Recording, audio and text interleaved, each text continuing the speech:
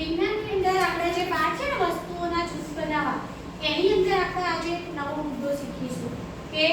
વસ્તુઓની પાણીમાં દ્રાવ્યતા મતલબ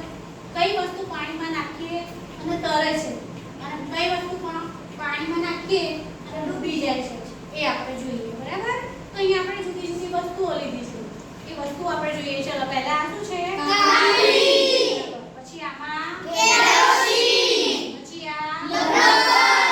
પછી ટામેટું આ ફૂલપટ્ટી આ પેન આ કિચન આ બટાટું આ પેન્સિલ ચોક કટર ચોરી બિલોડિયા પછી ચાવી પછી સંચો તુરિયું બરાબર અને એક વાસણમાં આવે આ આપણે શું લીધું છે પાણી હવે આની અંદર આપણે શું કરીશું આ બધી વસ્તુઓ નાખતા જઈશું તમારે જોવાનું છે બરાબર અને કહેવાનું છે કે કઈ વસ્તુ પાણીમાં તરે છે અને કઈ વસ્તુ પાણીમાં ડૂબે છે બરાબર ચલો આપણે શરૂઆત કરીએ માહિતી ચલો પહેલા ફૂટપટ્ટી નાખો હા ચલો ફૂટપટ્ટી પાણીમાં નાખી શું થયું તળી ચલો હવે બીજી વસ્તુ લો હા પેન નાખી શું થયું તળી પાણીમાં તળે છે શું થાય છે તળે છે હવે હા તુરિયું નાખી તુરિયું પણ શું થાય પાણીમાં તળે છે હવે ચાવી લો હા ડૂબી ગઈ ચાવી પાણીમાં ડૂબી ગઈ હવે આ લો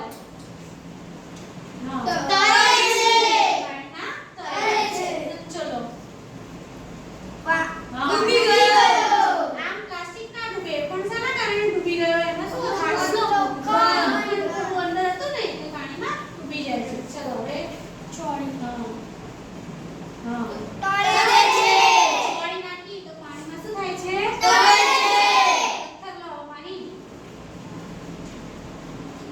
હા પથ્થર શું થાય ડૂબી જાય છે બરાબર કિચન લો તળે છે પાણીમાં તળે છે કારણ કે એ શેનું છે પ્લાસ્ટિક ચલો ટામેટું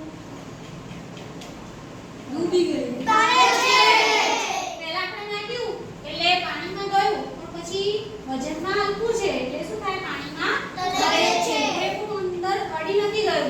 વાસણને અડી ગયું નથી તળે છે ચલો હવે આ શું છે બટાટું ચલો એ શું થાય છે પાણીમાં એ પણ તળે છે બરાબર ચોક નાખો તળે છે ડૂબી ગયો જો ચોક શું થયું પાણીમાં ડૂબી ગયો ચલો કાકડી તળે છે કાકડી પાણીમાં નાખીને શું થયું તળે છે ચલો આ રબર છે ને ડૂબી ગયું રબર છે પાણીમાં નાખ્યું એટલે ડૂબી ગયું ચલો હવે આ પેન્સિલ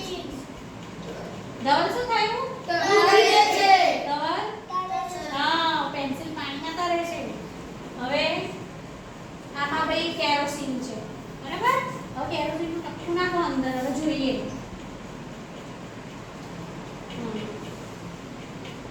માની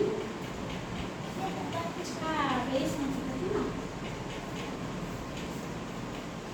ને હા બહુ જ ખબર છે ને ચલો હવે આ કેરોસીનનું ટપકું પાડ્યું આપણે તો એ શું થશે પાણીમાં તળે છે તો આજે આપણે જુદી જુદી વસ્તુઓ લીધી એ વસ્તુને શું કર્યું પાણીમાં નાખી તો કેટલીક વસ્તુઓ શું થઈ પાણીમાં તળી અને કેટલીક વસ્તુ પાણીમાં ડૂબી ગઈ એના ઉપરથી પદાર્થની દ્રાવ્યતા નક્કી થાય તો આજની પ્રવૃત્તિમાં મજા આવી ગઈ ને